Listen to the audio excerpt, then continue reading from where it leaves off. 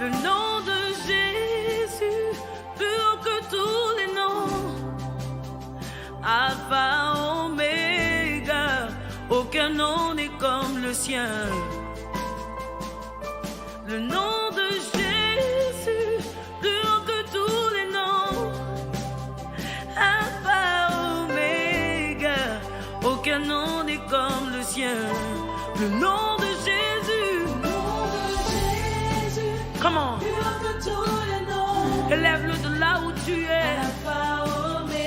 Il a le nom dessus de toutes choses. Alléluia. Le nom de Jésus. Plus haut. Alpha, Oméga. Le nom de Jésus. Le nom de Jésus. Plus haut que tous les noms. Alpha, Oméga. Aucun nom n'est comme le sien. Le nom de Jésus. Le nom de Jésus. Plus haut que tous les noms. Alpha, Oméga.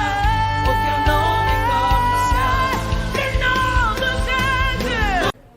Gloire à Dieu, bien-aimés enfants de Dieu, nous vous bénissons tous dans le nom de notre précieux et glorieux Seigneur Jésus-Christ, celui qui a accepté de donner sa vie, lui qui était Dieu et qui a abandonné sa condition divine afin de pouvoir nous sauver, nous qui étions perdus depuis le péché adamique. Nous vous bénissons encore une seconde fois parce qu'il a plu au Seigneur que vous puissiez être là pour écouter cette parole de l'Évangile. Aujourd'hui, nous allons nous évertuer à pouvoir terminer notre pensée sur la vision de la transfiguration qui parle de l'avènement de notre Seigneur Jésus-Christ, comme on l'avait déjà bien indiqué les fois dernières. Nous allons relire les textes de Matthieu chapitre 17 et pour gagner du temps, nous allons prendre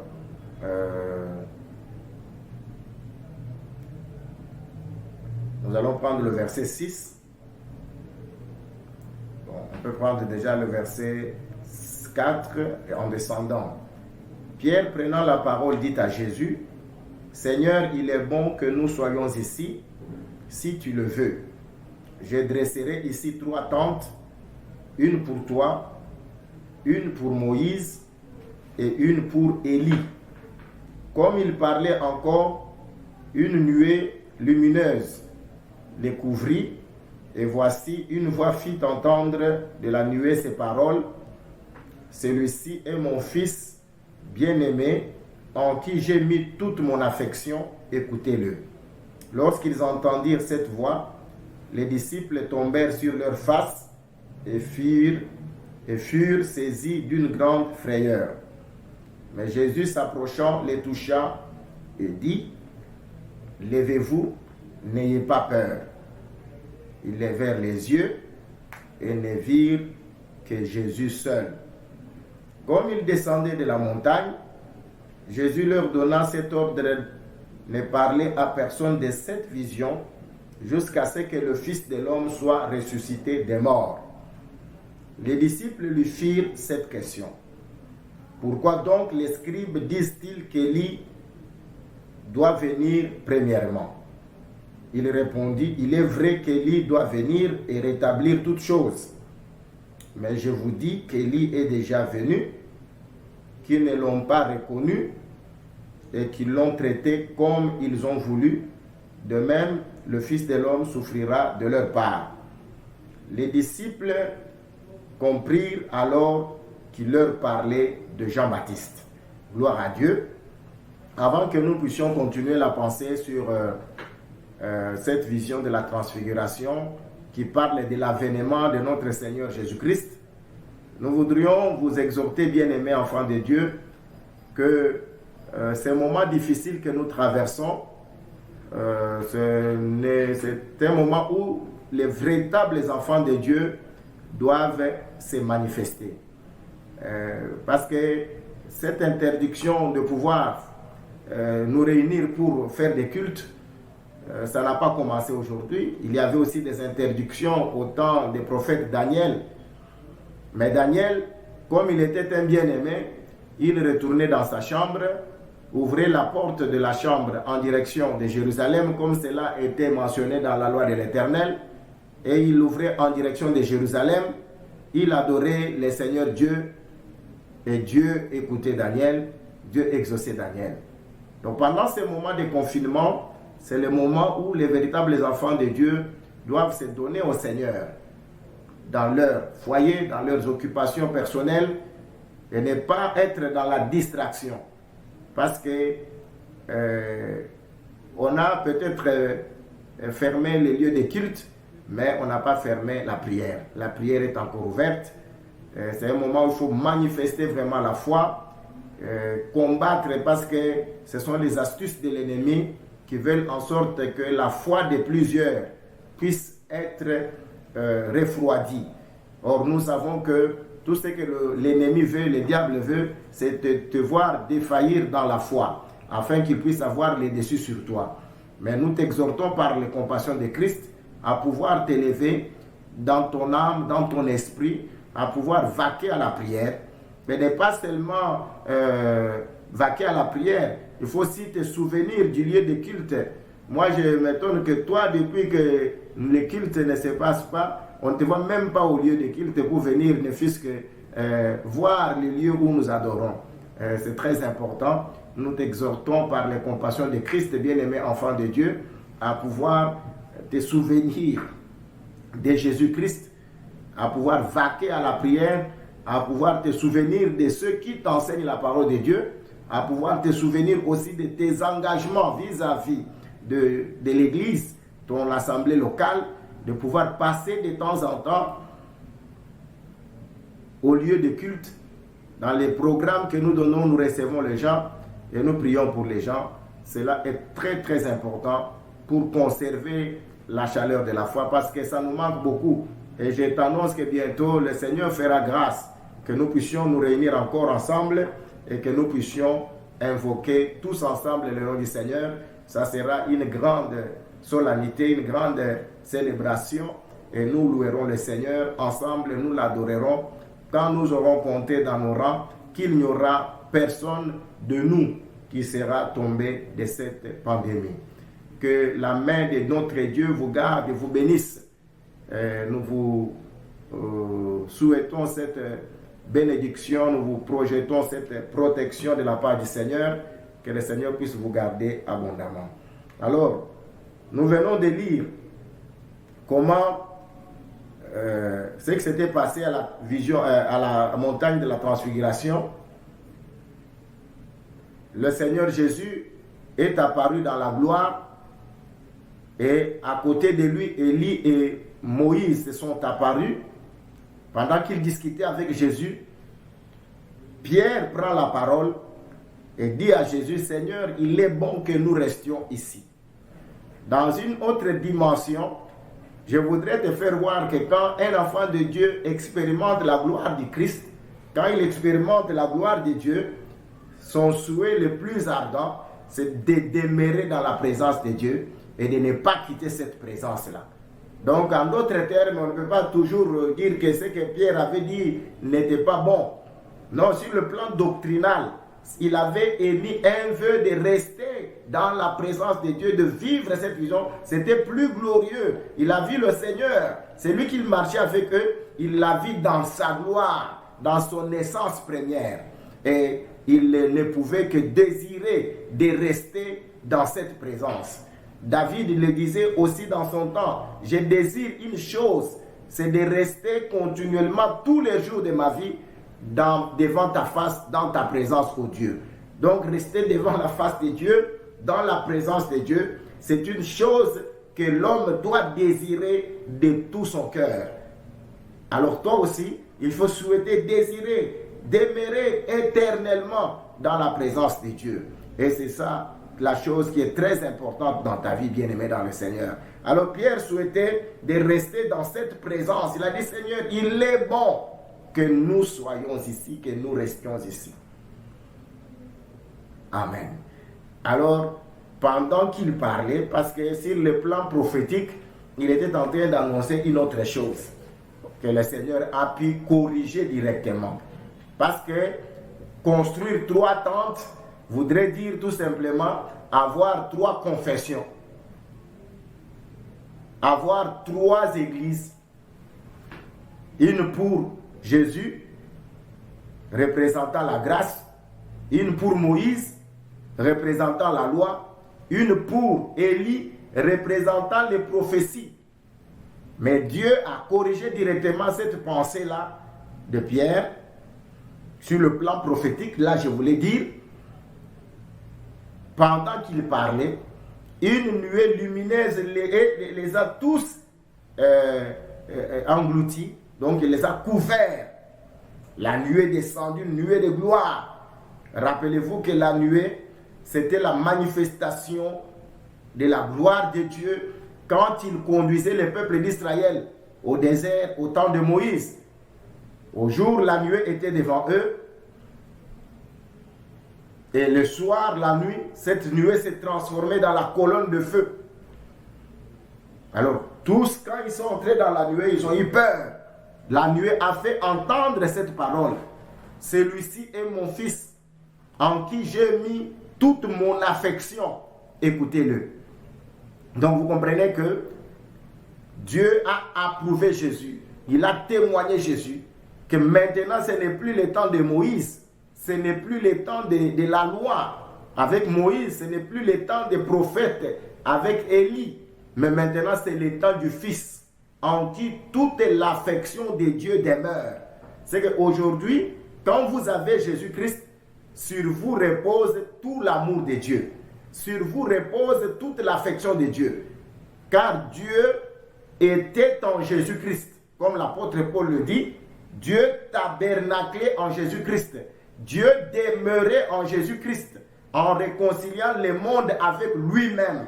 Donc Jésus-Christ, il est en quelque sorte l'habitation de Dieu. Il est en quelque sorte cette nuée lumineuse dans laquelle Dieu est en train de siéger.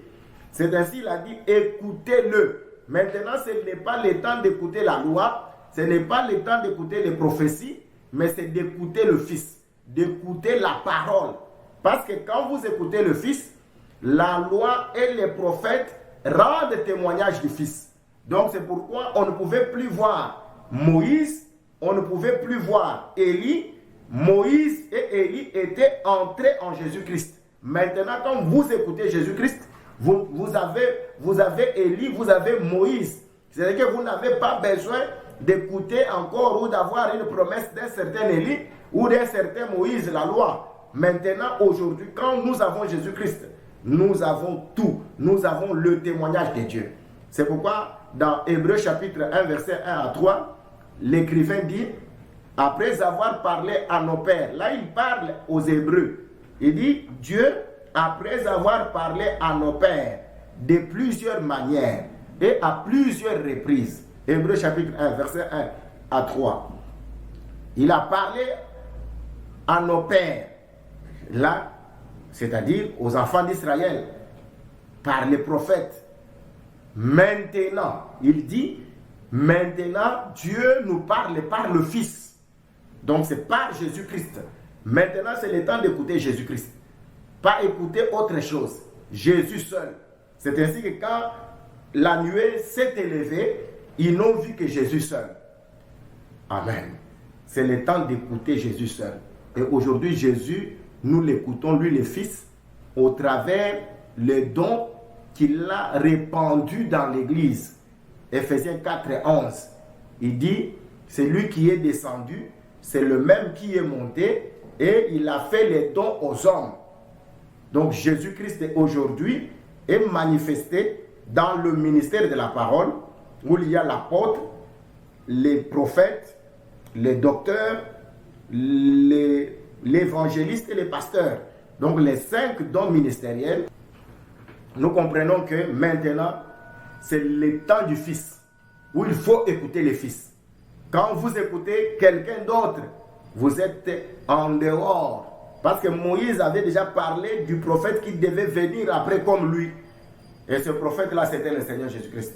Tous les prophètes, la Bible dit, les prophètes qui avaient prophétisé, touchant la grâce qui vous était réservée, ils ont fait de cela l'objet de leurs recherches et de leurs investigations, poussés par l'Esprit de Christ qui était en eux et qui attestait d'avance les souffrances de Christ et la gloire dont il serait suivi. C'est que les prophètes avaient prophétisé, ils avaient prophétisé sur l'homme qui devait venir souffrir et que Dieu, pour l'humanité, et que Dieu devrait élever à la gloire. C'est ainsi qu'aujourd'hui, quand vous avez reçu Jésus-Christ, vous êtes sauvés. Je vais dire à quelqu'un, avec cette parole, avec Jésus-Christ, c'est une grâce que Dieu vous a faite pour que vous soyez sauvés. Et vous êtes sauvés, vous tous qui avez cru en Jésus-Christ, vous tous qui êtes baptisés en Jésus-Christ, vous tous qui avez reçu la repentance et la rémission des péchés, vous tous qui avez reçu le baptême du Saint-Esprit en Jésus-Christ, vous êtes sauvés. Gloire à Dieu. Maintenant, nous retournons à la question des disciples. La Bible dit, comme ils descendaient de la montagne, les disciples lui firent cette question. Nous sommes au verset 10e. Pourquoi donc les scribes disent-ils qu'Élie doit venir premièrement?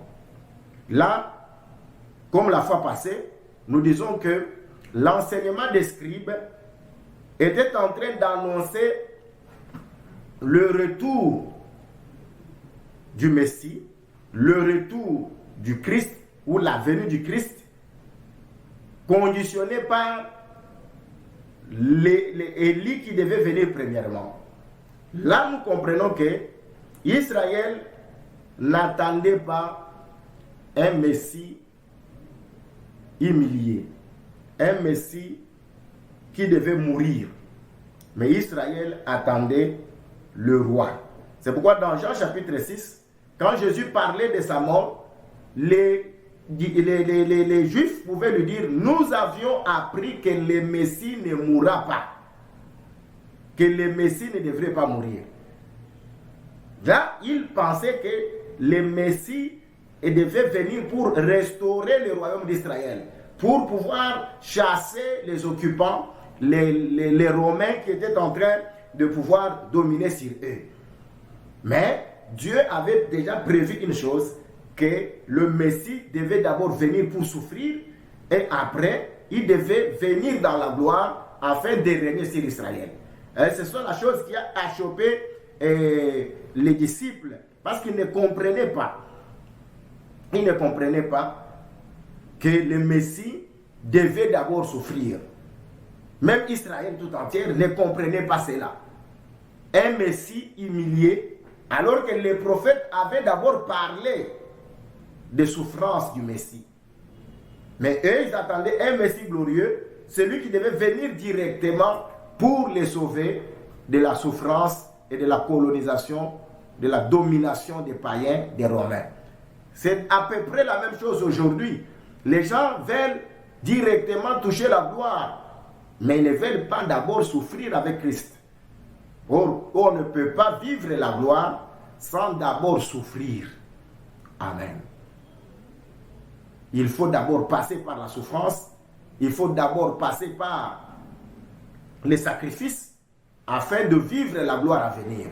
Et l'évangile nous prêche, nous montre la voie par excellence. Et Dieu a établi des choses pareilles.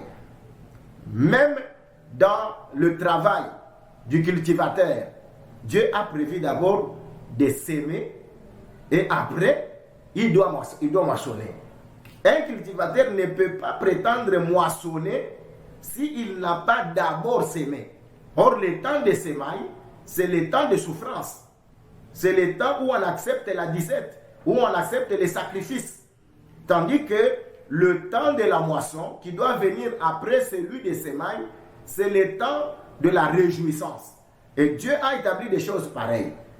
On ne peut pas se réjouir si on n'a pas d'abord souffert. C'est pourquoi un enfant de Dieu doit accepter de souffrir en tant que chrétien. Quand on parle de souffrir ici, c'est-à-dire de ne pas commettre les péchés, de ne pas se réjouir des désirs de la chair, Comprenez que le péché, quand il vient premièrement, il vient comme quelque chose qui réjouit l'homme. Souvenez-vous quand Ève a vu le péché, a vu le fruit.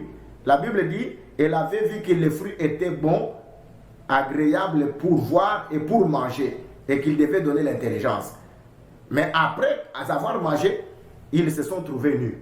C'est pour dire que le péché, d'abord, il vous séduit, il vous donne des impulsions, des pulsions telles que cela est bon.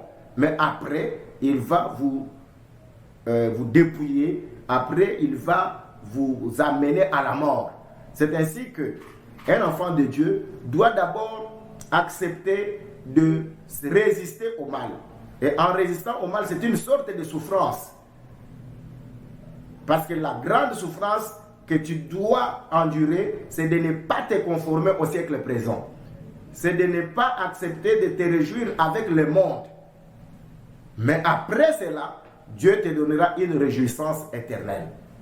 Gloire au Seigneur. C'est ainsi que les disciples ont rappelé à Jésus l'enseignement des scribes qui disaient qu'il faut qu'Élie vienne premièrement. Parce qu'ils avaient compris qu'ils venaient de voir le Seigneur dans la gloire. Et Jésus leur a dit, cet enseignement-là ne concernera que l'après ma résurrection. C'est-à-dire, en d'autres termes, c'était un enseignement qui était réservé après la mort et la résurrection du Seigneur Jésus-Christ. Il leur a dit, Élie devrait venir pour rétablir toutes choses. Et Élie est déjà venu et ils l'ont traité comme ils ont voulu. Alors les disciples avaient compris qu'il leur parlait de Jean-Baptiste. Élie qui était déjà venu, c'était conformément à Ésaïe 40. Jean-Baptiste lui-même a dit, je suis la voix de celui qui crie dans les déserts, préparez les chemins du Seigneur. Élie qui devrait venir après, ça c'était pour Malachie chapitre 4 verset 5. C'est là où nous étions assis la fois passée et nous avons amené certains éléments aujourd'hui pour vous montrer que ça n'a rien à faire avec les temps de l'Église, mais au contraire avec les grands jours de l'Éternel. Donc pour Jean-Baptiste, il n'y a pas à débattre dessus, parce que pour Jean-Baptiste, il était venu pour annoncer la première venue, pour qu'il soit manifesté à Israël. Comprenez tous que la naissance de Jésus-Christ et sa première venue était venue pour qu'il soit manifesté à Israël. Selon qu'il est écrit que la parole qui a été faite chair, elle est venue auprès des siens. Et les siens, c'était la maison d'Israël. Souvenez-vous qu'une femme syro-phénicienne était venue, la femme cananéenne avec son fils, pour qu'il soit délivré. Jésus dit, les pères des enfants, on ne peut pas les donner aux chiens. Souvenez-vous aussi que Bartimée, lui qui était enfant d'Israël, il est venu, Jésus lui a donné la guérison directement. Donc c'est pour dire qu'en ce temps-là, dans la chair, Jésus était venu d'abord pour ses frères. Mais quand ses frères l'ont rejeté, c'est ainsi qu'il pouvait maintenant sauver les païens que nous sommes. C'est pourquoi nous comprenons que l'incrédulité d'Israël, le fait qu'Israël est devenu ennemi, c'est pour notre bien. Parce que s'ils avaient cru, nous, on ne serait pas sauvés. Et Dieu, qui connaissait que nous existions, il les a rendus incrédules pour que la gloire, la paix, le salut puissent nous être donnés. Et nous comprenons que ce temps ici, quand il va être achevé, Dieu reviendra encore à Israël. Maintenant, bien-aimés dans le Seigneur, Élie viendra rétablir toutes choses. Nous avons dit la fois passée que Élie vient rétablir ce qui était renversé. Et nous comprenons que l'autel qui avait été renversé, c'est l'autel d'Israël. C'est l'autel des 12 pierres. C'est celui que Élie viendra rétablir pour que la pluie puisse tomber encore en Israël.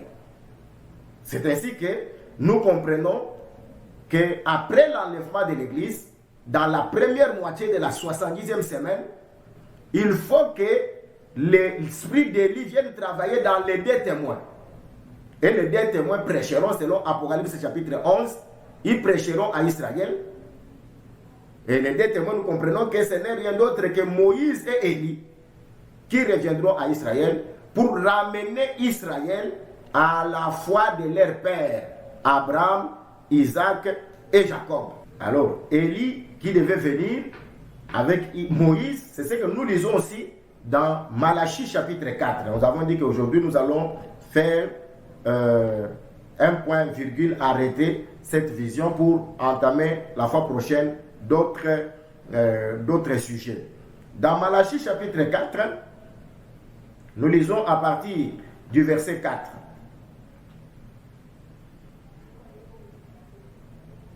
Nous lisons: Souvenez-vous de la loi de Moïse, mon serviteur, auquel j'ai prescrit en Horeb pour tout Israël des préceptes et des ordonnances. Voici, je vous enverrai Élie le prophète. C'est là où les scribes avaient tiré cet enseignement. Voici, je vous enverrai Élie le prophète avant que le jour de l'Éternel arrive. Ce jour grand et redoutable. Il ramènera le cœur des pères à leurs enfants et le cœur des enfants à leurs pères, de peur que je ne vienne frapper le pays d'interdit. Gloire au Seigneur. Alors, Dieu parle de deux témoins. Ici, dans Malachie 4, il ne parle pas seulement d'Élie seul. Il dit, voici, souvenez-vous de la loi de Moïse, mon serviteur, auquel j'ai prescrit en Horeb pour tout Israël des préceptes et des ordonnances. Voici, je vous enverrai Élie le prophète. Donc, Élie et Moïse marchent toujours ensemble. Alors, il dit, Moïse, et je vous enverrai Élie le prophète avant que le jour de l'Éternel arrive, ce jour grand et redoutable. Nous devrons comprendre quel est ce jour de l'Éternel. Prenons le prophète Abdias. Il n'a qu'un seul chapitre, c'est le chapitre 1er, le verset 15 et 18. Nous comprenons aujourd'hui le jour de l'Éternel, ce jour grand et redoutable, qui n'a rien à faire avec l'Église, parce que l'Église sera déjà enlevée. L'Église n'attendra pas le jour grand et redoutable. Nous lisons Abdias, c'est le chapitre 1, c'est le seul chapitre, verset 15. Car le jour de l'Éternel est proche pour toutes les nations. Il te sera fait comme tu as fait. Tes œuvres retomberont sur ta tête. Ici, Dieu est en train de parler à Édom, à Ésaü, au fils d'Ésaü. Ésaü, c'était le frère de Jacob. Au moment où Israël retournait en Canaan, Dieu avait dit à Moïse, tu ne feras pas la guerre à Ésaü. Ésaü, c'est ton frère. Mais Ésaü avait empêché à Israël de passer par la route royale. Ésaü a fait la guerre aux enfants d'Israël. Textuellement, comme leur père avait médité dans son cœur de faire du mal à son frère au jour du deuil de leur père Isaac. Donc vous comprenez que Ésaü est le type même de l'Antichrist qui est présenté venant sur le cheval roux, représentant le sang pour tuer son frère.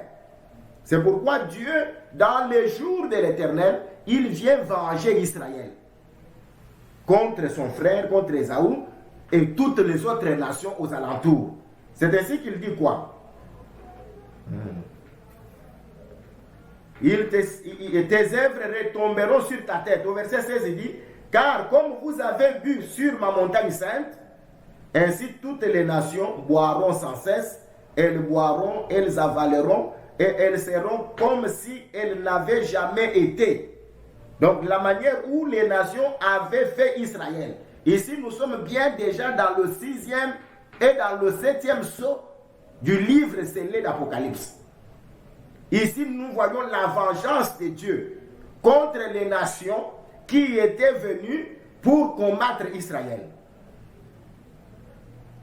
Alors il dit, mais le salut sera sur la montagne de Sion. Elle sera sainte, et la maison de Jacob reprendra ses possessions.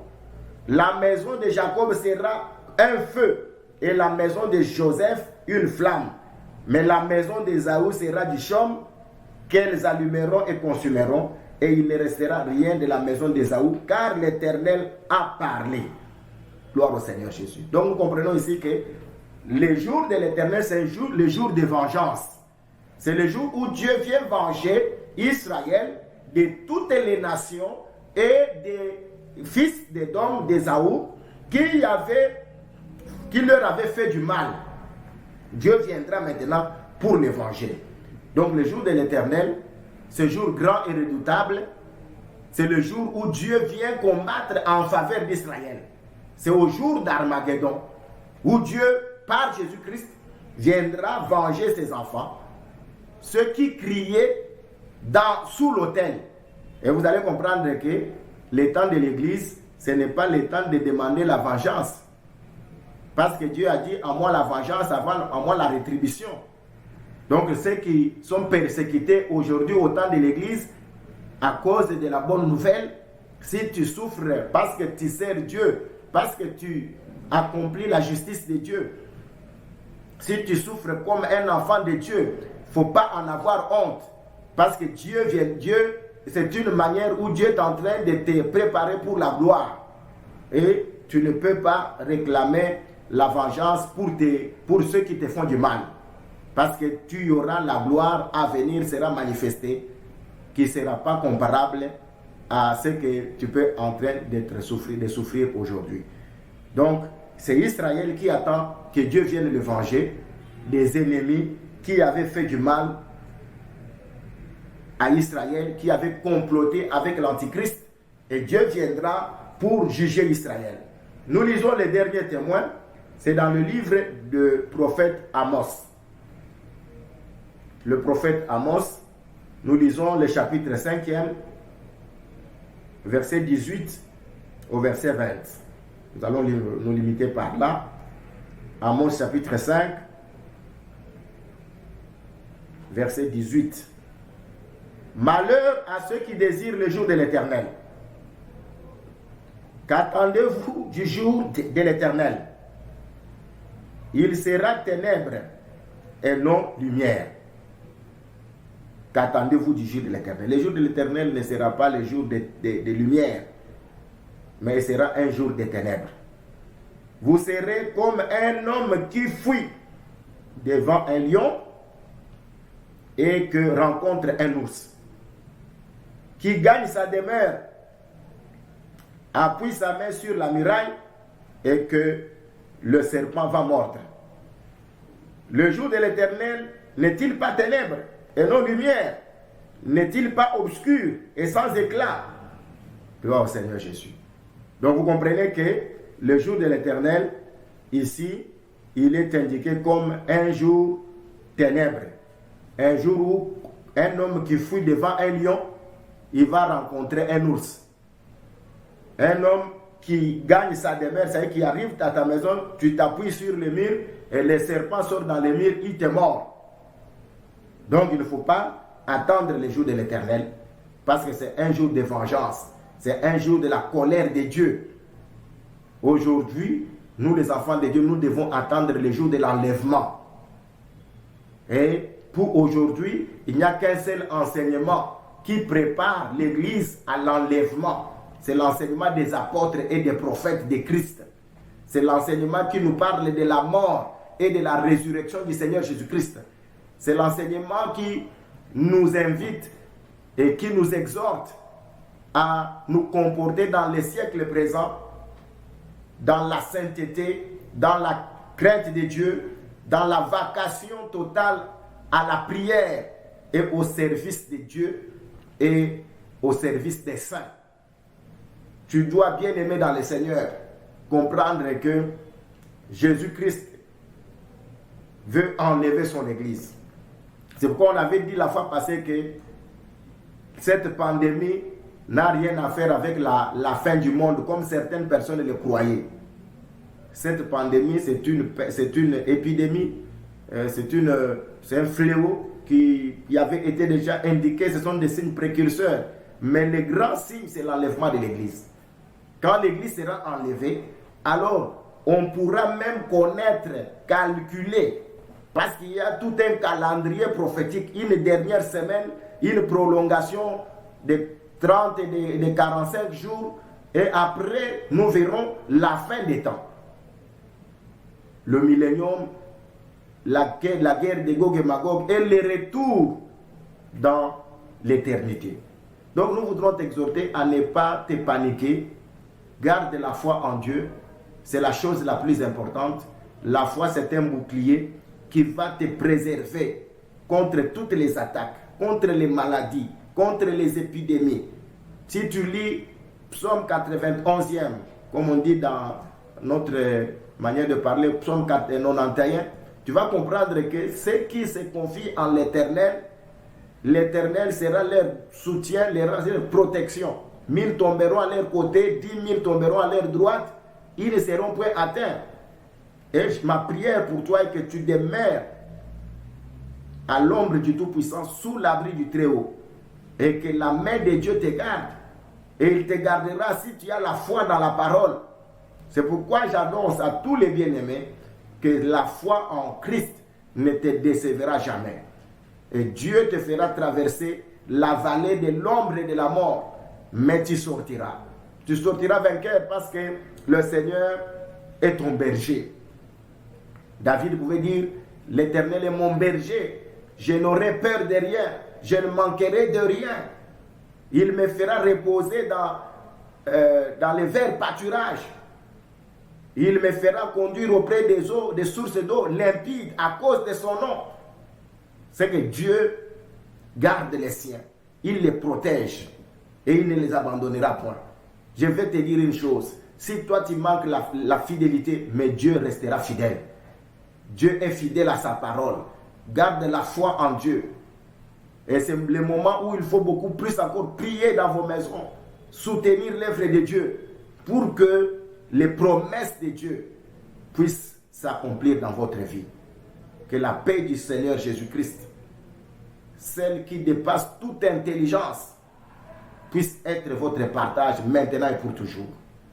Je voudrais prier pour toi, pour te recommander à la grâce du Seigneur, afin que les promesses de Dieu puissent s'accomplir dans ta vie et que Dieu puisse te garder inébranlable dans la foi, malgré les souffrances du temps présent, malgré les manquements de certaines choses nécessaires que Dieu est en train de vivre, mais que Dieu te préserve, que Dieu te garde et qu'il te retourne ce que tu as perdu. Prions. Père Céleste, je viens devant toi avec tous les peuples qui nous ont entendus en direct et dans cette vidéo.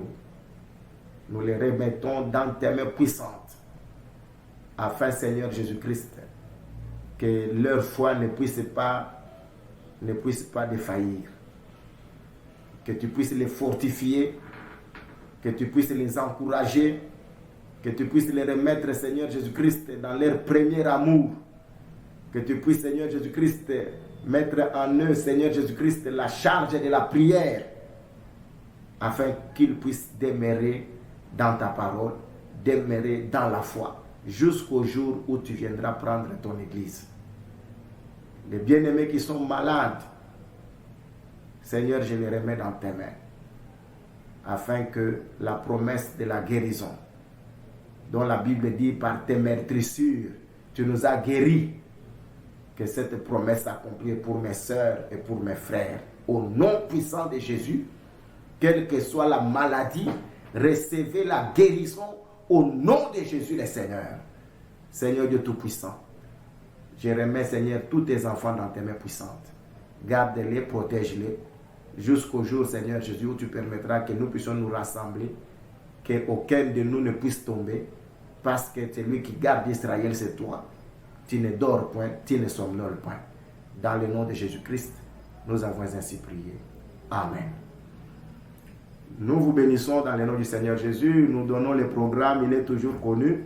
Mais nous annonçons déjà la fois prochaine, la semaine prochaine, sur toutes les choses demeurent telles qu'elles sont. Nous changerons de programme en commençant des foyers d'intercession dans nos maisons respectives, réunir des gens qui sont dans le même quartier pour leur apporter la parole dans leur demeure, ainsi de suite. Mais pour le moment, cette semaine, nous gardons toujours le même programme. Mardi, jeudi, nous nous retrouvons à l'église dans la réception pastorale de 15h à 18h. Et le dimanche, chaque dimanche, vous suivrez cet enseignement. Vous suivez cet enseignement à partir de 11h jusqu'à 12h. Que le Dieu de paix vous bénisse, qui bénisse tous nos enfants qui travaillent pour que cette parole puisse vous arriver dans cet état. Que la paix du Christ puisse vous être accordée encore une fois de plus, au nom de Jésus-Christ. Amen.